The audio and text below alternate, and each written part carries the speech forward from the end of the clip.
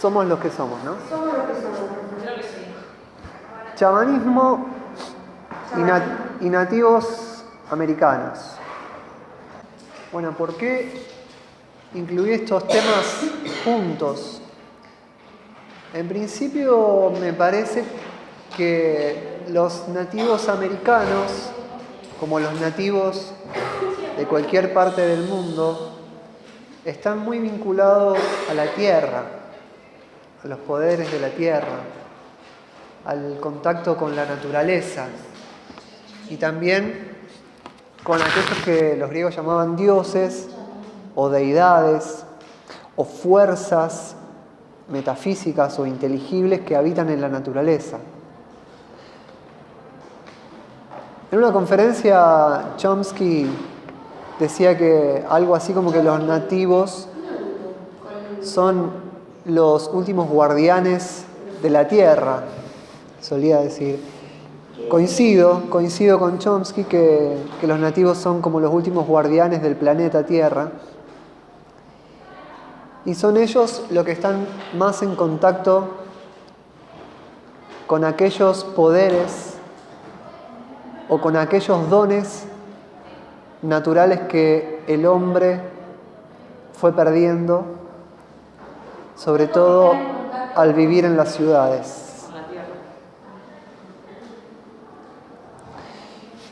El hombre fue perdiendo sus poderes, su contacto con la tierra, sus dones, su sensibilidad. Y creo que los nativos americanos y el tema del chamanismo van de la mano en este sentido. Bueno, ¿qué es chamanismo? Viene de la palabra chamán. El término chamán lo vamos a abordar desde Mircea Eliade, en el texto o en el libro que ya tiene él que se llama El chamanismo y las técnicas arcaicas del éxtasis. Y dice que los etnólogos adoptaron la costumbre de emplear indistintamente los términos chamán, hombre médico, hechicero o mago,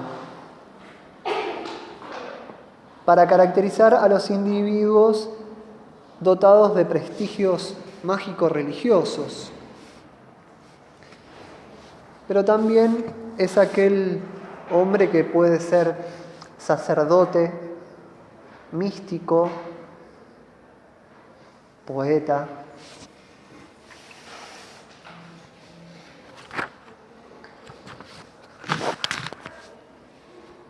Ubica los orígenes del chamanismo en lo que es la Siberia,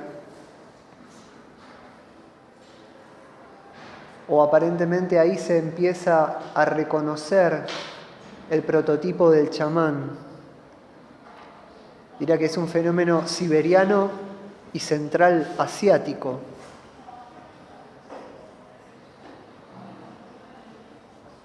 Y una primera definición del chamanismo va a decir, la técnica del éxtasis.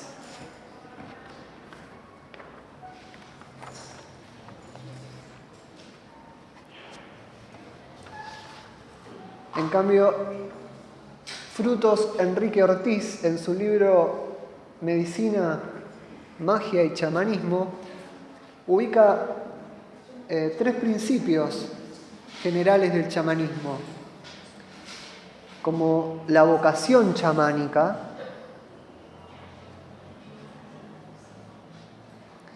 la iniciación chamánica y también la técnica del éxtasis.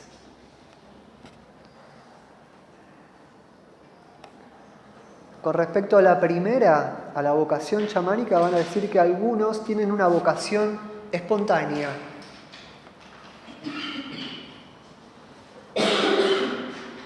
Y otros reciben los conocimientos por transmisión hereditaria.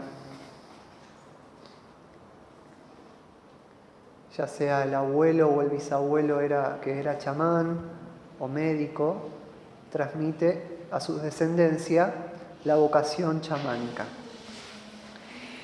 El otro punto es la iniciación chamánica, donde la persona va a hacer un rito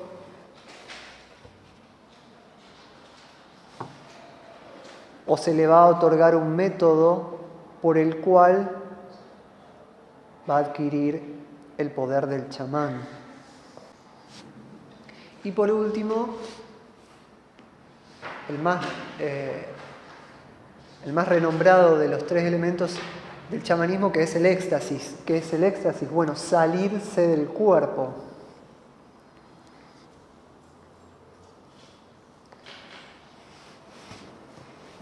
Para poder ejercer actividades propias de los magos, de los hechiceros o de los médicos o de los protectores de su propia tribu o comunidad.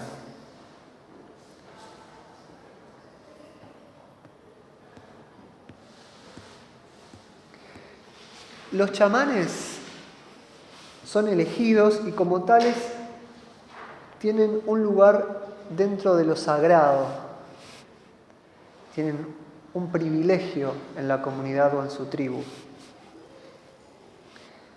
¿Y por qué? Bueno, porque en principio logran comunicarse con los muertos, con los llamados demonios o espíritus de la naturaleza, para convertirse a veces, y a veces no, en un instrumento de estos poderes. También va a decir Mircea Eliade que el chamán es el gran especialista del alma humana, solo él la ve, porque conoce su forma y su destino. Pueden ser instrumento de estos poderes o a veces no resistirlos a estos poderes. Como los malos. Claro, Puede claro. ser un nexo O no, sí. En la Siberia y en el Asia nororiental se dice que hay 2 modos de transmisión chamánica, una por transmisión hereditaria, como decíamos, y otra por vocación espontánea, como se le dice el llamamiento o la elección a ser chamán.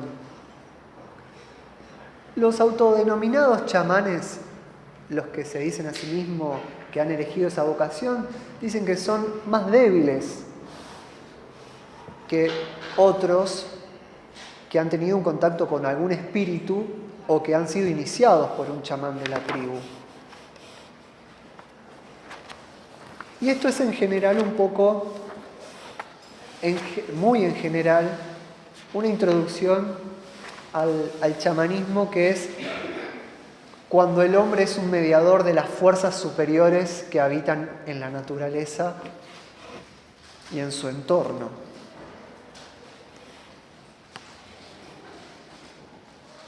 El chamán también puede viajar a través de los sueños, conectarse o contactarse con espíritus, con ancestros. Y luego Mircea Eliade, a lo largo del libro, va a ir mencionando las técnicas propias del chamán en las distintas culturas, en los australianos, entre otras tribus como los tunguses, en América del Norte, América del Sur, en África. Y va a dar cuenta de algunos procesos del chamán. Esto de, por ejemplo, recuperar el alma enferma de alguien o un alma perdida. Hay pruebas iniciáticas, la contemplación del propio esqueleto,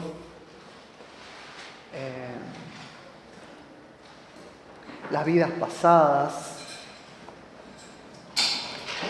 contacto con deidades que le dicen lo que debe hacer en su comunidad. Luego la obtención de los poderes chamánicos. Por ejemplo, iniciarse con algunos animales en particular. Por ejemplo, la serpiente o el águila, dos animales muy cercanos al chamán, muy poderosos.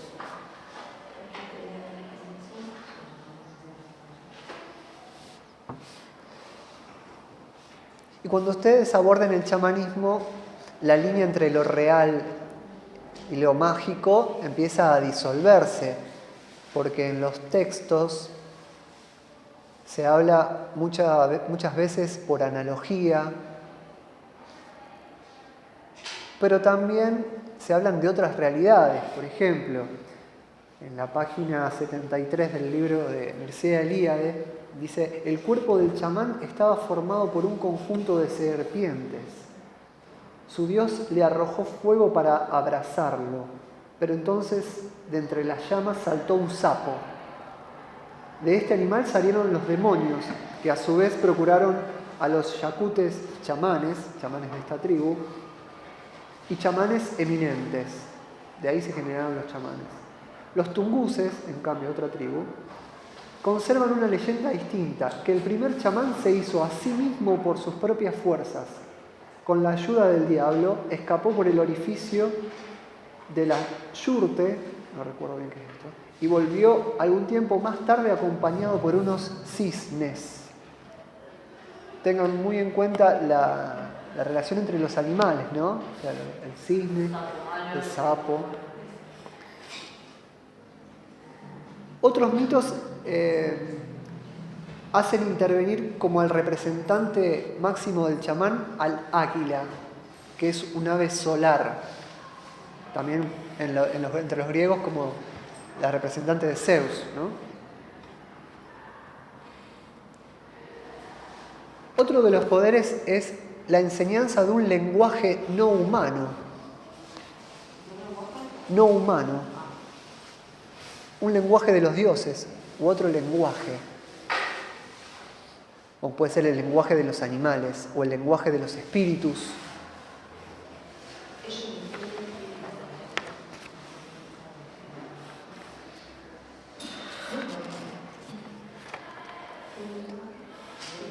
Lenguaje de los espíritus.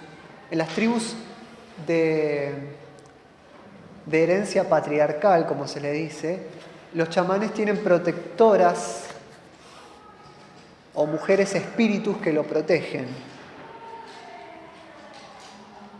Y todo chamán tiene sus espíritus protectores o espíritus auxiliares. Como ya les dije, también pueden entender el lenguaje de los animales. Pueden viajar por otras realidades, ascender por el arco iris. Una ascensión.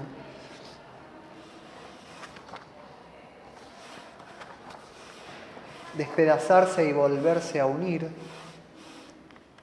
en un plano metafísico, lo cual nos recuerda a la leyenda de Dionisos, despedazado también, ¿no? Elevarse al cielo, descender a los infiernos. Muchas técnicas del éxtasis, sobre todo Mircea Eliade va a mencionar algunos que a mí también me interesan, como por ejemplo el calor místico. Esa es una, generar calor, porque el fuego ya es un elemento mágico, de protección mágica sagrada. Otro es el vuelo mágico, el poder volar. El calor. No, el fuego como un elemento mágico y sagrado. Y también tener sus propias canciones de poder. Todo chamán tiene su propia canción de poder. En Oriente estas canciones podrían asimilarse a los mantras. Y si después nos da tiempo, vamos a cantar un mantra tibetano. o sánscrito.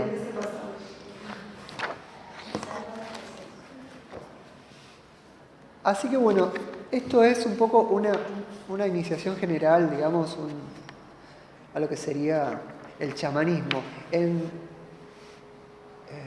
Centroamérica y hacia abajo se está poniendo en boga la toma de ciertas plantas medicinales que antes lo usaban los chamanes, como el San Pedro, la ayahuasca o el peyote en México. Son plantas sagradas que comunican al chamán con otros mundos. ¿Nunca hizo el de la ayahuasca? No. También muy popular en la década de los 70 porque pudieron aislar el compuesto o el químico de estas plantas, como es la mescalina. Es un compuesto que produce estados de éxtasis o estados narcóticos. Pero bueno, esto es un poco la introducción al chamanismo, que ahora se está poniendo de moda en estas tomas que se hacen conjuntas, acá en la ciudad de Rosario, en un montón de lugares de Latinoamérica, que bueno, quien quiera hacerla, allá ellos, pero bueno. No, la ayahuasca. Sí, a esas tomas. Hay gente que ¿Cómo hacían acá en Rosario? Sí, sabía que Sí. en el norte se hacen tours para eso. Sí. Hay gente que se autodenomina chamán y viene de la selva o del norte. Algunos son renombrados, son conocidos, otros los desconozco. Y la gente se presta a curar cierto mal o cierta afección que tiene tomando una planta. Algunos logran conectarse con ese problema y a su vez entrar en estados de alucinación y místicos y ven cosas de otros planos, tienen mucha sensibilidad también, las facultades de los sentidos se abren o se ve distinto y aparecen formas que habitualmente el ojo humano común no ve. Así que, bueno, se desdoblan estos planos, ¿no? Se desdoblan. Y los nativos y los indios de Norteamérica o los indios de Sudamérica tienen mucho contacto con esto. Toda tribu y toda comunidad aborigen tiene su chamán, tiene su médico, su sanador.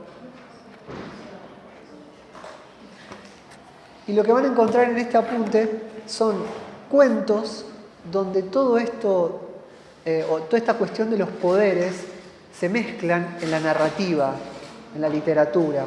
Esto era tradición oral y fue plasmado, ¿no?, por escrito. Les voy a contar un cuento muy cortito de los nativos americanos y del sentir del nativo, porque el nativo, en cierto modo, resiste al hombre blanco, porque lo ha invadido, ha transformado su cultura. Algunos son más ortodoxos, defienden más su comunidad, otros no tanto.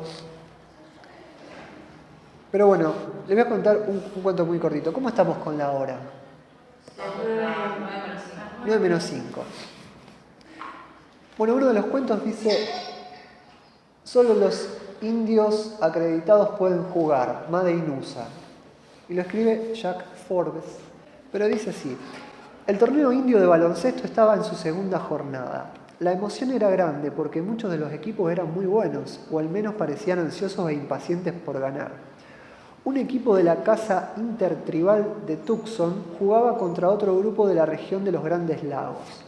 Nativos, ¿no? Gente nativa. Los jugadores de Tucson eran en su mayoría jóvenes de tez muy morena, con largas cabelleras negras. Unos pocos llevaban, sin embargo, barbas en la perilla o bigotes, y uno de los seguidores del equipo de los Grandes Lagos había empezado a difundir el rumor de que realmente eran chicanos, mexicanos.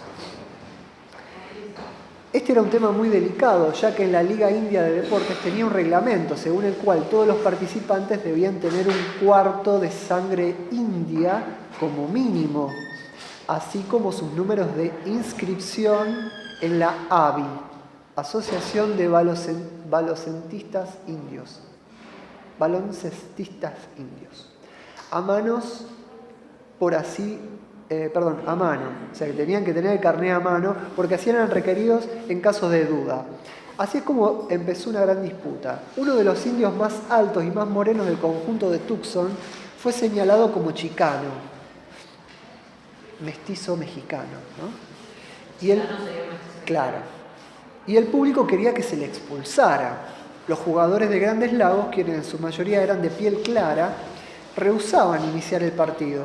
Todos tenían sus tarjetas de identificación de la ABI, es decir, de la Asociación de Baloncestos Indios, incluido un tipo de pelo rubio. Este en realidad solo tenía un 16avo de indio, pero los documentos de la ABI habían sido cambiados por su tribu, de modo que legalmente tenía un cuarto de sangre india. En cuanto al equipo de los Grandes Lagos, no había discusión posible. Todos eran indios, originarios del territorio indio, reconocidos como tales por la Federación. Y aunque viviesen en una gran ciudad del Medio Oeste, disponían de sus tarjetas para demostrarlo. Sea como fuere, aquel indio alto y de tez morena de Tucson resultó ser un papago, una de las tribus, ¿no? Y no poseía la tarjeta de la ABI, pero sabía hablar papago. Así es que le dejaron tranquilo, al menos por el momento. Entonces volvieron su atención hacia un tipo delgado, de aspecto sumamente indio, que lucía una perilla bastante grande, ¿no? Parecía hablar con acento español, así que le pidieron que mostrara su tarjeta. Bueno, pues tampoco tenía. Dijo ser un indio tarahumara al 100% y sabía hablar a sí mismo esa lengua. Y ninguno de los indios de los Grandes Lagos sabía hablar la lengua de su tribu, así que decidieron que aquello no probaba nada, pero que tenía que exhibir el número de serie otorgado por la ABI, la Asociación de Baloncestos Indios.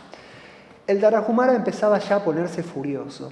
Dijo que su padre y su tío habían muerto a mano de los blancos en México y que no esperaba ser tratado con prejuicios por parte de otros indios. Pero todo aquello no sirvió de mucho. Alguien preguntó si vivía en una reserva y si su tribu estaba reconocida como tal. Él replicó que su gente vivía en las montañas y que aún seguían resistiéndose a los mexicanos porque aquel gobierno trataba de robarle sus tierras. ¿En qué estado vive tu gente?, era lo que querían saber, y le dijeron. Y cuando él repuso que los suyos vivían libres, fuera del control de cualquier estado, entonces lo único que consiguió fue que le amenazaran con los puños, diciéndole: tú no eres un indio oficial. Todos los indios oficialmente reconocidos están ahora bajo el gobierno del hombre blanco. Y todos tenemos un número individual para mostrar que se nos reconoce como auténticos indios. Bueno, pues todo aquello se terminó cuando alguien gritó: los tarahumaras no existen, no constan en el anuario de la ABI. Y otro de los seguidores le dijo: es un mexicano, no puede jugar. Este torneo es solamente para indios. Organizadores del torneo se reunieron para discutir. Uno tocó el silbato y anunció: queda descalificado el equipo de Tucson. Uno de sus miembros es un yanqui, otro un tarahumara y el resto son papagos. Ninguno de ellos posee la tarjeta de la ABI. No son indios, según las leyes del gobierno de los Estados Unidos. Se declara entonces ganador al equipo de los Grandes Lagos por descalificación de su oponente. Y un estruendoso aplauso barrió los graderíos. Un funcionario de la ABI, blanco, se enjugaba las lágrimas mientras le decía a un colega: Dios bendiga a América, creo que hemos ganado. Bueno, esta historia demuestra un poco cómo el hombre blanco fue lavándole el cerebro a la sangre nativa para que solamente se reconozca si el Estado lo tiene afiliado, ya sea a una asociación o a un número de documento. Y aún así entre los mismos indios se desprecian y se excluyen. Una interesante historia, ¿no? Interesante historia. Y después hay otras palabras muy sentidas, de frases reconocidas de los nativos como el jefe Joseph, el jefe Seattle. Son todos grandes curadores, grandes jefes tribales. Y también lo que está ocurriendo en el sur de Argentina, con el robo de tierras a mapuches, con lo que está ocurriendo en el norte con los Qom y con otras etnias, que bueno, no solamente le roban las tierras los empresarios ojeros y otros, sino que se las envenenan los pozos de agua, los expulsan, violan a sus mujeres y nadie se entera porque no es políticamente correcto, excepto por cuestiones políticas nunca sale eso. Y por último, la problemática mapuche, que quisiera mencionarla, porque ahora se están erigiendo como los líderes o los paladines de los nativos, ¿no? Los mapuches. Y siempre aparece la bandera mapuche en todos lados. Bueno, hay un debate que está surgiendo en torno a esto, que es que en realidad los mapuches son dueños de las tierras del sur, pero del sur del Arauco, del Chile, porque los tribus mapuches invaden este territorio y se produce una guerra contra los ranqueles y otras tribus de nuestra Patagonia. Y ahora ellos se erigen como los dueños de la tierra, cuando en realidad los dueños de la tierra eran otras tribus que sí habitaban lo que hoy se conoce como Argentina. Ranqueles, los Pampas, bueno, muchos. Y hay un dato que yo quiero que corroboren, yo lo he corroborado, que es que los loncos mapuches, los jefes, están organizados y además están financiados por ciertas empresas que no están en este país, están fuera. Entonces cuando uno descubre dónde está la asociación de mapuche, la liga, la federación que los une, uno encuentra que está en Londres. Entonces es sospechoso. Entonces uno investiga los nombres y hay algunos nombres mapuches, pero en realidad no son nombres mapuches, sino que son seudónimos.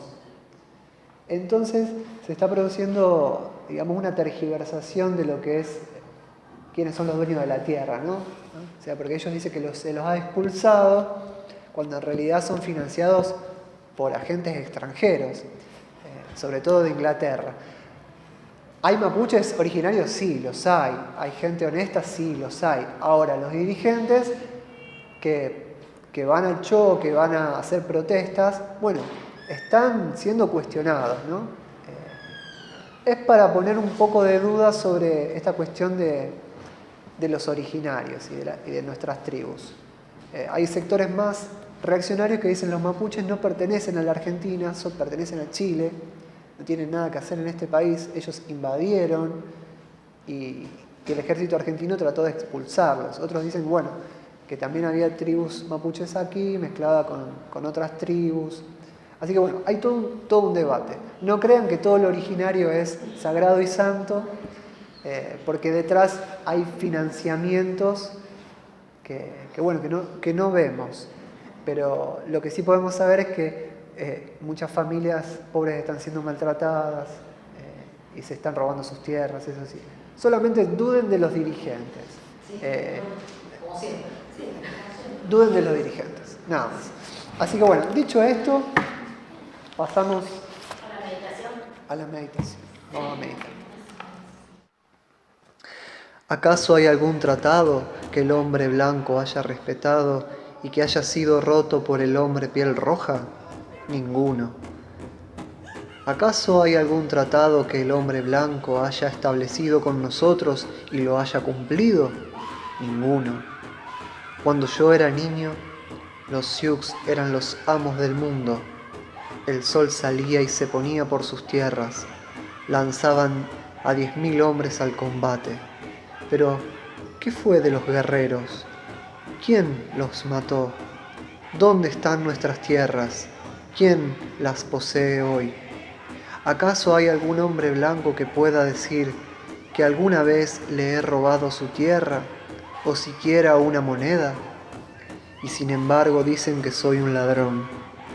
¿Acaso alguna vez He capturado e insultado a una mujer blanca, incluso estando sola, y sin embargo dicen que soy un indio malvado. ¿Acaso algún hombre blanco me ha visto ebrio alguna vez? ¿Acaso alguna vez alguien ha venido a mí hambriento y se ha marchado con el estómago vacío? ¿Acaso alguna vez me han visto pegar a mis mujeres o maltratar a mis hijos? ¿Qué ley he violado? ¿Hago mal en amar mi propia ley? ¿Hay algo malo en tener la piel roja, en ser un sioux, en haber nacido donde mi padre vivió, en estar dispuesto a morir por mi pueblo y mi país?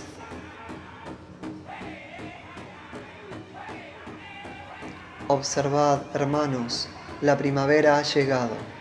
La tierra ha recibido el abrazo del sol y pronto veremos los frutos de ese amor. Todas las semillas despiertan, igual que cobran vida los animales. A este poder misterioso debemos también nosotros nuestra existencia. Por eso atribuimos a nuestros vecinos, incluso nuestros vecinos los animales, el mismo derecho que tenemos nosotros de residir en esta tierra. Pero escuchadme todos, ahora tenemos que hacer frente a otra raza, escasa y débil cuando nuestros padres entraron en contacto con ella por primera vez, más extendida y arrogante en nuestros días. Por extraño que parezca, se han empeñado en cultivar la tierra y están enfermos del afán de posesión. Estas gentes han establecido muchas reglas que los ricos pueden saltarse, pero no los pobres. Recaudan impuestos de los pobres y los débiles para mantener a los ricos que gobiernan. Reivindican nuestra madre tierra, la de todos, para su disfrute particular y se atrincheran contra sus vecinos. Desfiguran la tierra con sus construcciones y sus inmundicias. Esta nación es como un torrente de nieve fundida que desborda su lecho y lo arrasa todo a su paso. Resulta, pues, imposible convivir con ellos.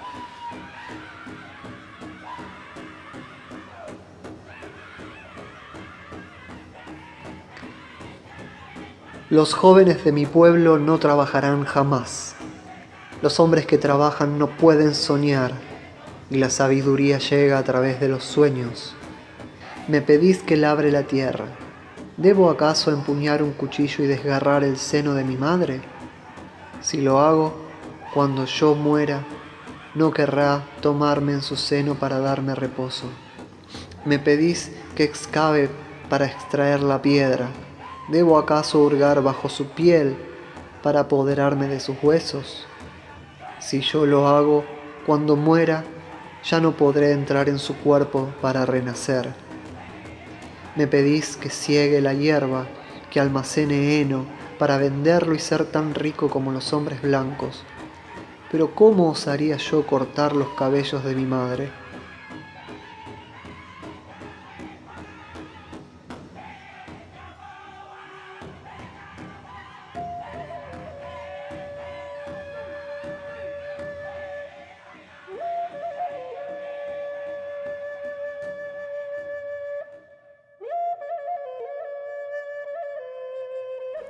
Cuando el último árbol sea cortado, cuando el último río sea envenenado, cuando el último pez sea pescado, solo entonces el hombre blanco descubrirá que el dinero no se come.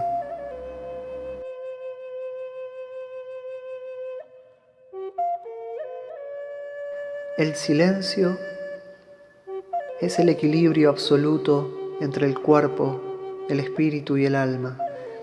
El hombre que preserva la unidad de su ser se mantendrá siempre sereno e inquebrantable ante las adversidades de la existencia. Ni una sola hoja moviéndose en el árbol, ni una sola ondulación en la superficie centelleante del lago. Esta debe ser, según el sabio y letrado, la actitud ideal, y la mejor conducta en la vida. Si le preguntas, ¿qué es el silencio?, contestará, es el gran misterio. El silencio sagrado es para su voz.